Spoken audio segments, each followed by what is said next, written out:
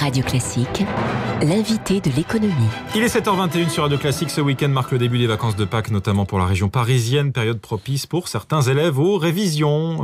Malheureusement pour eux en vue des concours d'entrée aux grandes écoles, par exemple, ou plus simplement au soutien scolaire. Bonjour Philippe Colléon. Bonjour. Directeur général d'Academia, leader en Europe du soutien scolaire. La France est le premier marché en Europe pour le soutien scolaire. Pour quelle raison ? Il y a une particularité de notre éducation qui est la quantité de travail à réaliser qu'un élève doit réaliser à la maison. Et on a beaucoup d'élèves en difficulté ? Pas forcément des difficultés, je préfère parler du mot d'accompagnement scolaire que soutien scolaire, puisqu'en fait ça s'adresse à tous les élèves, aussi bien les bons, comme vous parlez, pour préparer les grandes écoles, les concours, que des élèves qui, de façon ou temporaire ou permanente, ont des difficultés scolaires. Mais pour vous donner un chiffre, un lycéen doit à peu près fournir 400 heures de travail par an à la maison. Donc en fait, la vraie discrimination, elle est pas tellement à l'école, elle est à la maison, sur la capacité de travailler, sur l'accompagnement qu'on a à la maison. D'où le boom du marché du soutien scolaire. Alors paradoxalement, depuis 3 ans, le secteur de l'emploi à domicile recule. Est-ce que c'est le cas aussi pour le soutien scolaire ?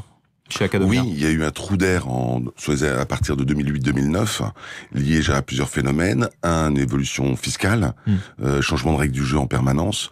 Deuxièmement, effectivement, le pouvoir d'achat qui a un petit peu diminué, et puis l'arrivée un petit peu de nouveaux acteurs, comme les plateformes, qui font de l'intermédiation quelque part et qui organisent le travail au noir. J'ai notre concurrent aujourd'hui à tous, et le travail au noir dans ces secteurs du service à la personne, et aussi dans le soutien scolaire. Ça reste intéressant fiscalement, l'emploi à domicile. Le soutien scolaire, par exemple, faire appel à un prof pour aider son enfant à réviser ses cours de maths, il y a des avantages fiscaux intéressants. Oui, les gouvernements successifs ont donné des avantages. Je rappelle que c'est Martine Aubry qui avait créé ça, il est développé par le plan Borloo, pour justement lutter contre le travail au noir, pour rendre ces services accessibles au plus grand nombre. On parle de crédit d'impôt, de réduction d'impôt. Il y a plusieurs aspects, voilà. Il y a la ristourne de 50% sur l'impôt sur le revenu, donc du coût de ce soutien scolaire, par exemple, de ce travail à domicile, mais il y a d'autres aspects qui là, eux, ont été un petit peu réduits. Alors après, effectivement, ça touche l'ensemble du secteur de service à la personne, qui est l'augmentation quelque part des charges, augmentation de la TVA, augmentation de la suppression du forfait, donc quelque part au niveau des charges sociales, qui alourdit le coût du travail. Et comme notre concurrent, encore une fois, est le travail au noir, le travail au noir, par définition, n'est pas pénalisé par l'augmentation de la TVA ou des charges, parce qu'ils en payent pas. Donc en volume, on a toujours autant d'heures consacrées au soutien scolaire en France, voire plus, mais vous avez noté, vous, une recrudescence du travail au noir ? Par définition, tout ce qui est travail au noir, il y a très peu d'études dessus. C'est à mesurer, à mesurer le besoin. Il y a toujours le même besoin. Le besoin c'est pas modifié. Simplement, le marché évolue. À nous, entreprises aussi, de nous adapter et puis de montrer notre différence par rapport à la fois quelque part à une offre gratuite à l'école. Alors, l'école aussi s'est organisée par rapport à Academia. Propose maintenant l'accompagnement scolaire le soir, propose des stages de langue pendant les vacances. Donc quelque part, l'école a réagi, les plateformes ont amené. Donc c'est à nous, entreprises, toujours être plus performants dans notre offre pour justifier le prix. L'adaptation chez Academia, ça passe notamment par le développement de cours collectifs, désormais, c'est bien ça ?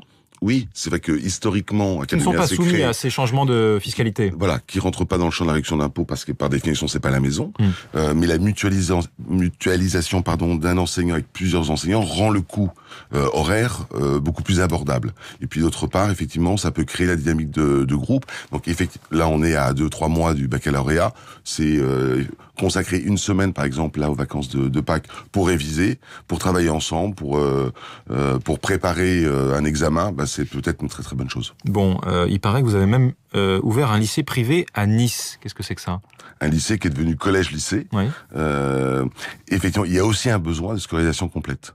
Il y a des enfants, on a aussi ouvert deux établissements à horaires aménagés. Il y a des enfants dont le rythme scolaire est dans une école privée ou publique ne s'y retrouve pas. On suit par exemple beaucoup de jeunes champions, de musiciens, d'artistes.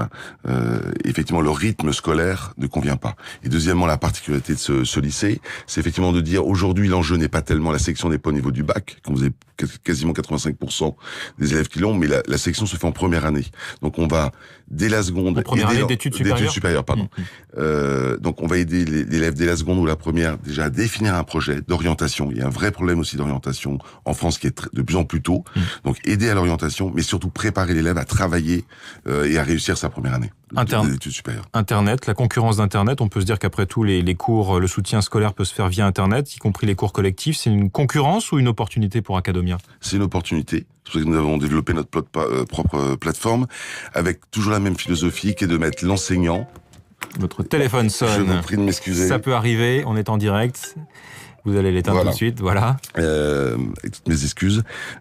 Donc oui, c'est plutôt une opportunité avec une philosophie qui est toujours de mettre l'enseignant au cœur de la relation. C'est-à-dire que dans la plateforme Academia, vous n'êtes pas face à des exercices virtuels, vous êtes toujours accompagné par un enseignant. Donc vous pouvez poser une question, vous avez des réponses sur un enseignant Academia. Alors bien sûr, vous avez une batterie d'exercices, plus de 100 000 exercices. Vous avez la possibilité de vous entraîner, d'avoir des leçons du jour, mais toujours avec cette philosophie, encore une fois, que la valeur ajoutée de l'enseignement, c'est l'enseignant. Ça reste interactif, heureusement. Merci beaucoup d'être venu ce matin nous voir, Philippe Colléon. Je rappelle que vous êtes le directeur général d'Academia, invité de l'économie ce matin de Radio Classique. Bonne journée. Merci pour l'invitation. Avec Wendel. Wendel, investisseur de long terme. 7h27 sur Radio Classique. Dans un instant, Guillaume Durand pour la suite de la matinale.